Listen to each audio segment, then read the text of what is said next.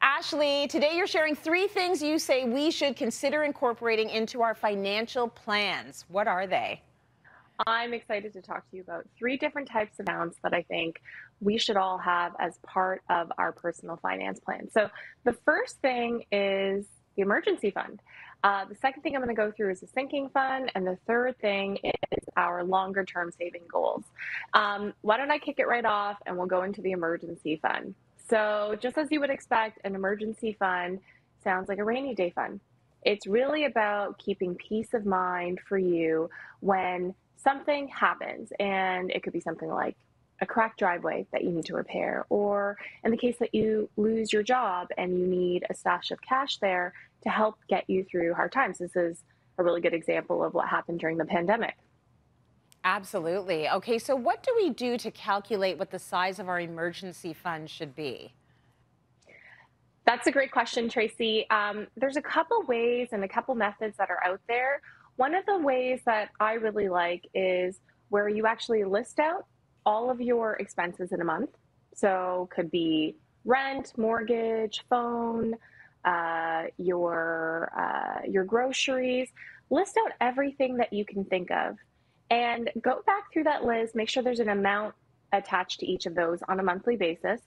And then what you do is you star the ones that are absolutely necessary. So an example could be, if I lost my job, would I still be paying for my $5 latte in the mornings? Probably not. So make sure you star the ones that are absolutely important. And at the end, that's going to give you a value that you can multiply by number of months for, your absolute most basic living on a monthly basis.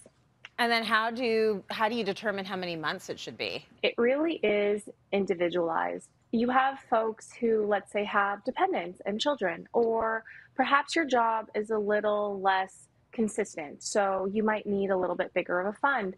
Maybe you feel like your job is entirely secure and you don't necessarily have to worry about this. It really depends on your own situation. That might help you decide if you're going to do 3 months or even a year. But a good best practice would be around 3 to 6 months. Again, very individualized for each person. Ashley, I'd love to meet somebody who really felt their job was 100% secure, especially in this economy. Are you kidding me? That must be an amazing feeling. The pandemic. Right? Okay, what is the second Yeah. important thing that we need to focus on? Okay, so the next one is a sinking fund. And a lot of people incorporate this into their personal finances because it takes time to save up for things. And so a good example of this could be a vacation that you have coming up. Let's say you're going to Barcelona for a wedding and you want to pay for some wedding gifts, but also you need to save for your accommodations, your flight. So what people do is they chunk it out. So let's say the trip is $5,000 and you have 10 months to save for it.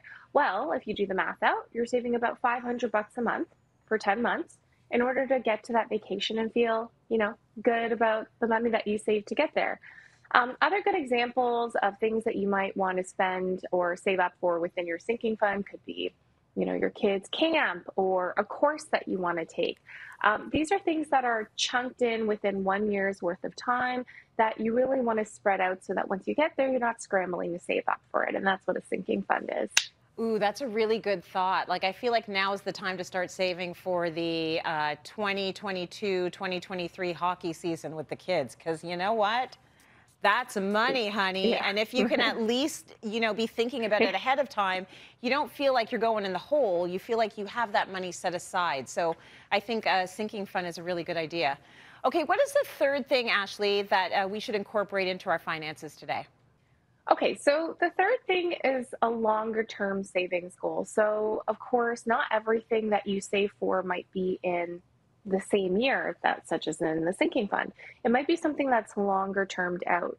So what you want to think about is, well, what type of an account would I put the longer term savings goal into?